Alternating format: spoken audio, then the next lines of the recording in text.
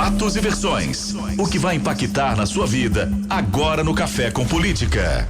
No Café com Política de hoje, o nosso convidado é o presidente do CICEPOT-MG, o Sindicato da Indústria da Construção Pesada no estado de Minas Gerais, Emir Kadar Filho. Presidente, bom dia, bem-vindo aqui ao Café com Política mais uma vez, prazer tê-lo com a gente. Bom dia, Rodrigo, bom dia, Thalita, muito Bom obrigado. É um prazer estar aqui novamente para colocar em dia aí os assuntos da infraestrutura do nosso país, do nosso estado e tentar fazer aí uma passando como é que tá a situação tão complicada da infraestrutura aí nacionalmente. Pois é, presidente, é até muito oportuna a sua vinda hoje, porque nós hoje abrimos aqui o Super N falando a respeito desse pacote econômico apresentado ontem pelo governo federal lá em Brasília, pelo ministro Paulo Guedes, pelo presidente Jair Bolsonaro. São 3 PECs e que buscam mudar muito o panorama econômico do Brasil e inclusive trata de investimento em infraestrutura.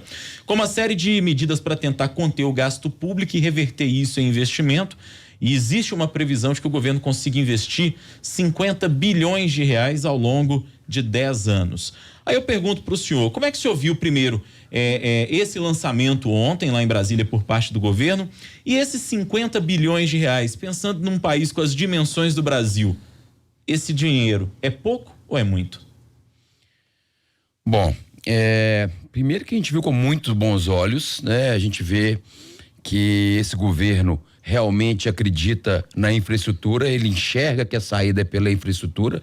Haja visto aí que o ministro Tarcísio é um dos pilares do governo, mas a gente vê que o governo está trabalhando aí ontem nas medidas, são medidas para destravar o país, desburocratizar, né, enxugar o tamanho do Estado.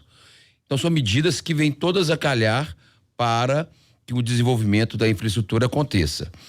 O valor de 50 bilhões ainda é muito pouco.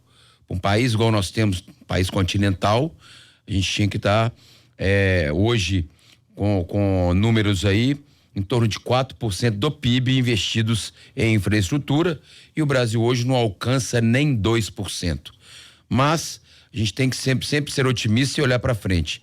E eu estou vendo que esse governo realmente está acreditando que a infraestrutura é a saída. Agora, sem melhorar a segurança jurídica, sem melhorar o ambiente de negócios para os capitais virem investir na infraestrutura, eu não acredito que a gente consegue ter êxito na enxurrada de dinheiro que pode ser investido aí na nossa infraestrutura. Quais pontos seriam os ideais, os necessários para poder fazer esse investimento de forma correta, para poder destinar a verba que o senhor citou necessária para avançar na infraestrutura? O grande problema são as renegociações depois de alguns anos de contrato. Uma coisa, quando você faz uma obra contratada pelo órgão público, ela dura 2 anos, você vai lá, faz em 2 anos e recebe, não tem problema nenhum. Mas quando você vai entrar nas concessões, e o governo está bem focado em concessões, o plano é bem ousado em todos os setores da infraestrutura, você precisa de segurança jurídica para saber que daqui 8 anos, 10 anos, 12 anos, o governante que estará naquela cadeira, que já não será mais aquele que te contratou, aquele que fez a licitação de concessão, não vai querer quebrar contrato, não vai querer reestudar negativamente. Então o que acontece é que a regra tem que ser segura para os 2 lados. E hoje isso afasta um pouco o investimento externo. E eu pergunto para o senhor o seguinte, como é que o senhor imagina o Brasil com essas concessões daqui a esses 10 anos? Qual a expectativa do setor? Se elas derem certo, eu espero um Brasil muito melhor. Eu espero um Brasil com... Nem tudo será concessionado. O que será concessionado são as coisas de grande valor, as grandes estradas, as grandes rodovias, ferrovias, isso tudo, né? Eu acho que o saneamento vai ter um boom aí também de concessões. Isso tudo melhora, não tenha dúvida que o investimento, que o gestor privado, ele é focado e ele vai gerir melhor uma concessão do que um Estado que tem que cuidar de 1000 coisas ao mesmo tempo. Então eu espero para a população, vamos viver num Brasil melhor. Quando a gente fala de economia, principalmente aqui no estado, a gente pode falar também da indústria da construção pesada e que gerou aí uma queda no nível, né, de emprego. Qual a expectativa pro ano que vem? Bom, infelizmente a expectativa não é boa.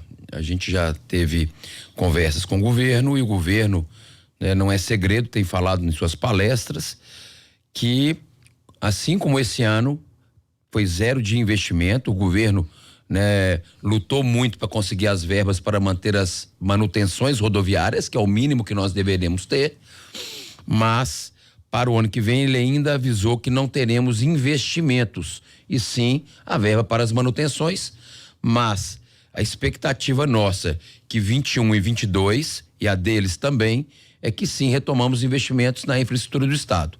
Ele lançou agora há poucos dias um caderno de obras que é com o objetivo de conversar com os deputados federais e estaduais para ver se eles colocam essas verbas destinadas a algumas obras que tem ali de todo tipo de obra, de todos os municípios do estado, que eles peguem as suas emendas e coloquem lá, que é uma tentativa muito válida.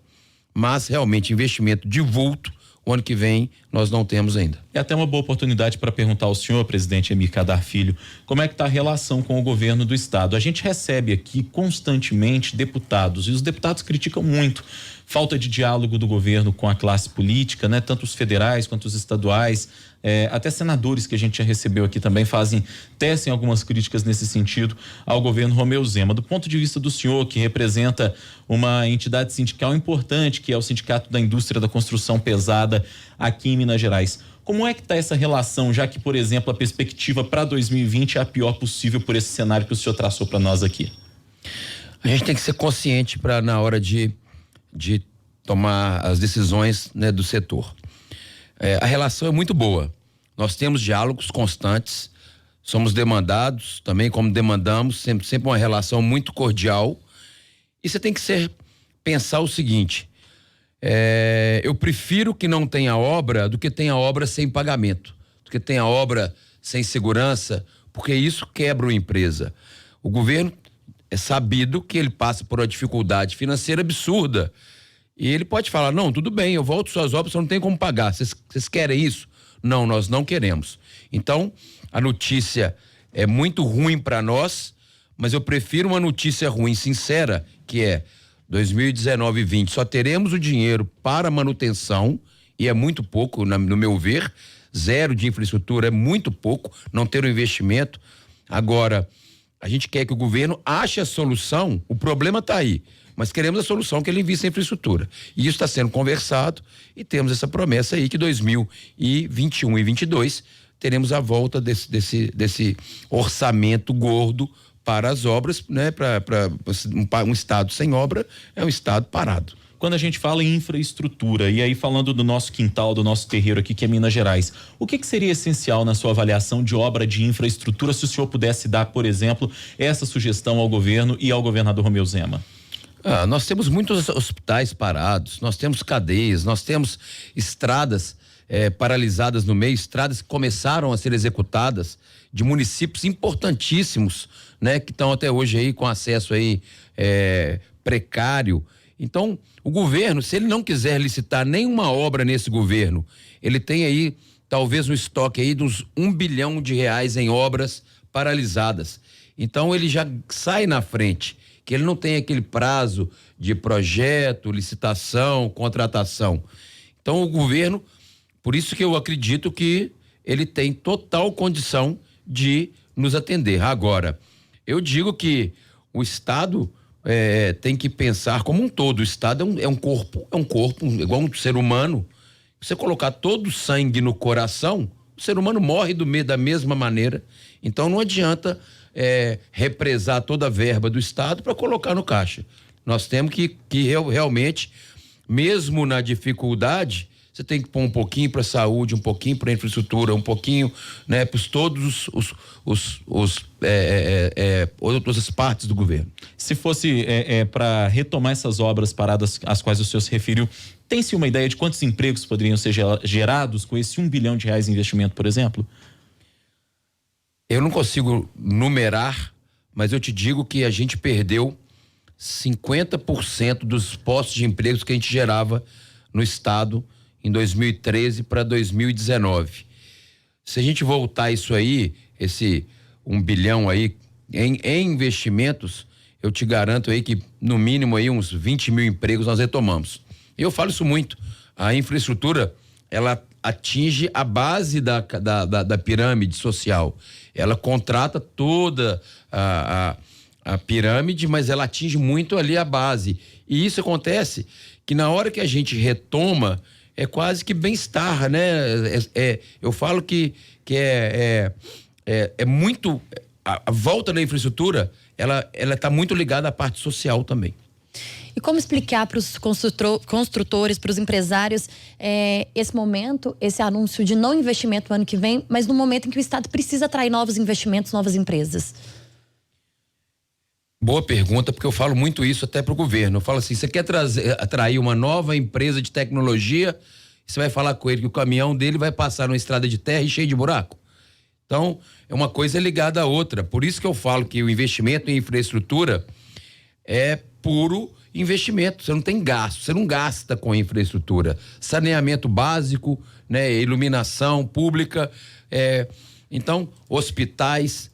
Então, esse ponto é importante porque realmente não condiz. Eu quero atrair, mas não vou investir na infraestrutura. Pode investir em infraestrutura, que isso se paga com a atração de novas empresas. Hora do bate-pronto. No Café com Política. No Café com Política. Hora do bate-pronto. São perguntas objetivas com respostas objetivas. Combinado? Combinado. Para começar, presidente, pacote de Paulo Guedes anunciado ontem. Apoio total. A construção pesada e o desenvolvimento. É o trem que move esse país. Geração de empregos. Eu acho que é a parte social unida à parte econômica. Reforma tributária. Necessária e imprescindível. Governo Zema. Muito bem intencionado, torcemos muito por ele. Governo Bolsonaro. Sou fã. Nós recebemos aqui no Café com Política o presidente do Cicepote MG, o Sindicato da Indústria da Construção Pesada no estado de Minas Gerais, Emir Kadar Filho. Presidente, foi um prazer recebê-lo aqui. Muito obrigado pela visita. Até uma próxima oportunidade. Prazer é todo meu. Muito obrigado aos ouvintes. Thalita, Rodrigo, estamos à disposição.